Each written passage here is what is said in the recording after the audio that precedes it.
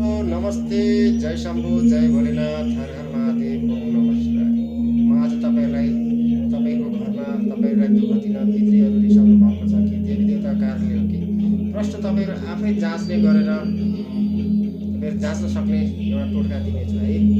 बुधबार र शनिबार बाहेक कुनै पनि बेला तपाईँहरूलाई त्यस्तो छ, तपाईँहरूलाई समस्या छ शरीरमा, तपाईँहरूलाई चाहिँ एकदम गाह्रो छ, जहाँ जाँदा नि पितृदोष देखाइदिन्छ है, देवी देवताले देखाइदिन्छ, धेरै खर्च हुन्छ तपाईँको होइन, यो ले त्यो ले, यो दान गर, यो दान गर भन्छ। किनभने पहिला सुरुमा छ कि छैन त्यो विचार गर्नु पऱ्यो।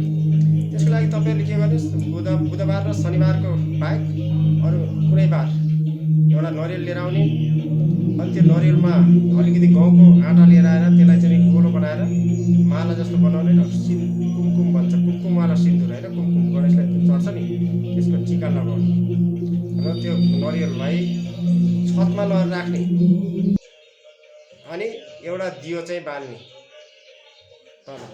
त्यो छतमा राख्दाखेरि चराचुरुङ्गीले बेलुका है त्यो गर्ने, त्यो चराचुरुङ्गीले त्यो पिठो खाएछ भने पनि केही टेन्सन भएन, दोष लाग्दैन। तपाईँहरूले दियो बाल्नुहोस् एउटा।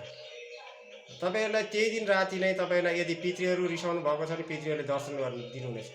देवी देवताको कारणले हो भने देवी देवताले दर्शन दिनुहुनेछ तपाईँहरूलाई। तपाईँले बुझ्नु पऱ्यो है यो भएको रहेछ भनेर।